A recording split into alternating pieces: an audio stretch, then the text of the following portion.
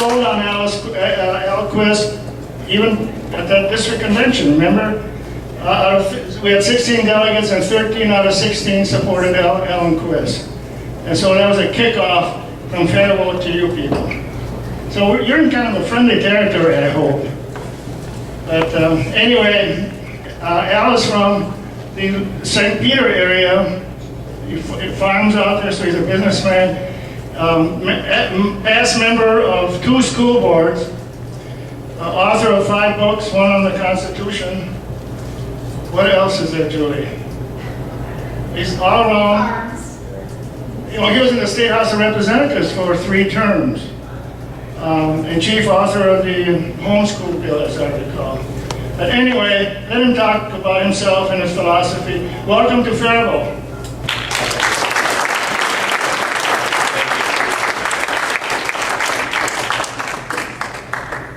Just going to move my charts up a little bit.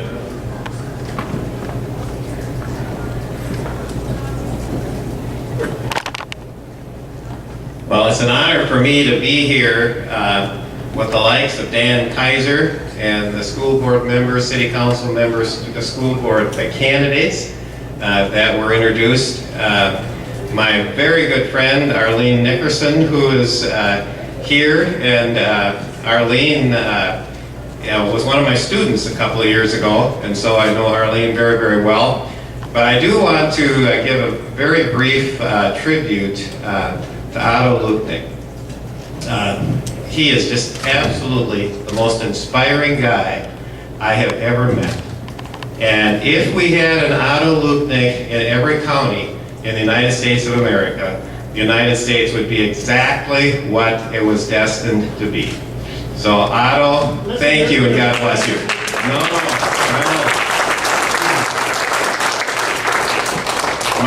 My dear wife Julie knows I never exaggerate. Just ask her.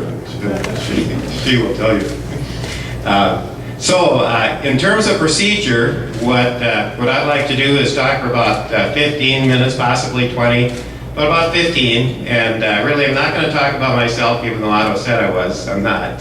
But I am going to talk about what we need to do, and where we are, and what we need to do. And really, our orientation needs to be to the future. How are we going to get out of the, well, mess is an understatement, okay? How are we going to get out of the situation that we're in? And, but let me just mention a couple of things that I find very encouraging.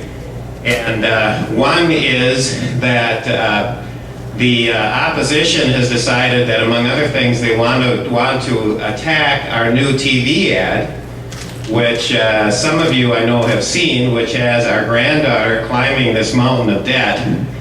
And anybody that wants to attack that ad has, I mean, they're missing something, okay? I mean, this ad just tells the story of where we are. That's encouraging. But let me also mention that the Metro media has all of a sudden taken an incredible interest in this race.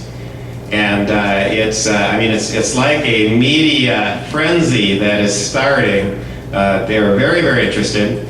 And Sunday afternoon, I received a call from several members of the media, one of whom I won't mention by name, somebody I know reasonably well. And he is, I'll just say, he is the left. And he sees me as the right, and he's absolutely right on that. But he is the left, and he asked me about my primary issue. And I said, well, I mean, the runaway debt is clearly the issue. And the way he responded was this. He said, I want you to know, I mean, I am an old-time liberal, and that's an understatement. I wake up in the middle of the night in cold sweats thinking about the debt that our country faces. I think that's quite a statement from a liberal. When I go in parades, whenever I can, I'm at the curb. Now, sometimes they go so fast, I can't, but whenever I can, I'm at the curb talking to people, and I say, hi, I'm Al Quist, candidate for Congress. I'm the guy that wants to balance the budget. I have been in, what, 6 or 7, 8 parades, I'm more than that, I don't know, I don't count. I have yet to get one negative response, okay? And I know I'm talking to Democrats a lot of the time. I'm talking to rhinos. Okay, I mean, let's face it, folks, there's some awareness out there. Okay, well, how serious is it? Wherever I go, I bring this chart with me, and tomorrow I meet with the editors of the Star Tribune, which is kind of interesting. These charts go with me into the room where we meet. Because my experience is that when I walk in and talk to editors, reporters, and whatever, I bring the charts with me, the charts take over. It's kind of like you're in a living room and there's an 800-pound gorilla right in the middle, and you just can't help but notice, I mean, really, what the lay of the land is. So that's what I do. I walk in with the chart. So the Perry people now want to criticize me for that. They say this is kind of my, my teddy bear that I sleep with. Whatever. I don't care. Go for it. I mean, we have to deal with the real world. So the chart, as you'll see, deals with the national debt, and it's just the chart happens to begin in 1944, and that's the year I was born. Goes up to 2012, and I know I shouldn't mention that because somebody's going to say, "Well, gee, look at what's happened since you've been here, Quist." I think we've got I think we've got a problem. But the chart shows where the debt has been, where it's going, and you can see the direction. And so some of the hard copy folks, and I know you're pretty familiar with it, but our debt is now greater than our entire economy for a year, greater than our gross domestic product. And that happened on August 3rd, 2011. So we're just soon to reach our 1-year anniversary. Second important fact, that right now 20 cents or 20% of all the money the federal government collects is going for interest on the national debt. That's money down a rat hole, okay? 20%. Another important fact, given the present trend, 3 years from now, interest on the debt will exceed all our spending for national defense. Now that's significant for a lot of reasons. One is that our country, our federal government was formed, why? For national defense, okay? Why was the Constitution written? It's because our forefathers believed we needed a strong enough country to defend us. That's why. And so the purpose for which we were formed as a United States of America is soon to take second fiddle to the interest on the debt. I mean, doesn't that raise some red flags with people? So those are some of the important facts, and obviously there are others. Given the trends, we're 5 years away from where Greece is today. Milton Friedman said there is no free lunch. I mean, what we're looking at in this chart represents extraordinary irresponsibility on the part of the federal government. Let me repeat that. This represents extraordinary irresponsibility that is staring us in the face and being passed down at best to the next generation. So I also like to ask a what if. What if you were part of any organization? It could be a civic group, it could be a church, it could be a business, and the debt of your organization looked like this chart. How many of you would say, I think we'll just keep doing what we've been doing? Bailout, yeah. Somebody's got to bail us out. I think we'll go to the IMF. So the International Monetary Fund can use our money to bail us out. That'll be interesting. Now, so this is the chart that you will see is on all our literature. It's in our debt. But I want to show you two more charts quickly, and that is, I want to show you the chart 2, adjusted for inflation. That's what the debt looks like, adjusted for inflation.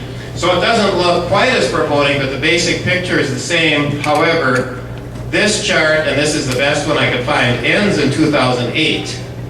So if we bring this up to date to 2012, all right, go the next 4 years, then the line goes about a foot above the chart, going to 2012. So how much different of a picture is it? It's basically the same picture, adjusted for inflation, constant $2,000. Now, one last chart I want you to see, which I think is also significant. This chart pictures the growth in the federal government since 1970 versus, that's the top line, versus the growth in personal income, which is the green line. I think it should be the red line, but anyway, it's the green line. And if we update this too, this only goes to 2008, if we update this to 2012, the personal income line drops by 4 percentage points because that's how much the median income has dropped in the last 4 years. And the government growth line goes up to 300% because that's how much the federal government has grown in the last 4 years.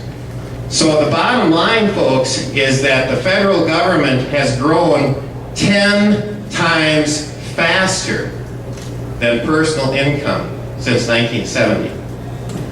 And I think that's a pretty significant statistic. 10 times faster. Now, the big question is, what does this mean? Well, when I first saw this chart, and I went looking for these charts on the internet, and by the way, I just emailed them to my printer, okay? I want you to know these are unretouched. These are just charts right off good sources on the net. My printer friend printed them up for me. But what this chart reminded me of is something I used to do when I was in my 20s. And that was, I would go to the county fair a little bit later in the summer, and we would have tractor pulls at the county fair. And by the way, I drove a tractor a couple of times. But at that time, we did the tractor pulls by having some weight on a sled pulled by a tractor, and then you'd have people lining up on the side of the track, and as the sled went by, we would step on the sled. How many people have done that besides me? A number of you have stepped. It's great fun, isn't it, stepping on the sled? And it was also always quite a scene because you have this big diesel engine with the, with all the dual wheels and so on, humming right along. People come stepping on the sled, hopping on the sled, and it reaches a point, you know what would happen. There's too much weight on the sled, the big diesel engine or the traction wasn't there anymore, and you would stop the sled. The reason this reminds me of the tractor pulls where you stop the sled is because this describes what this is doing to the economic engine of the United States of America. We have too much dead weight on the sled.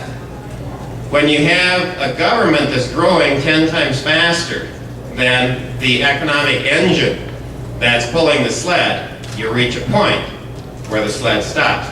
So why do we have an anemic recovery?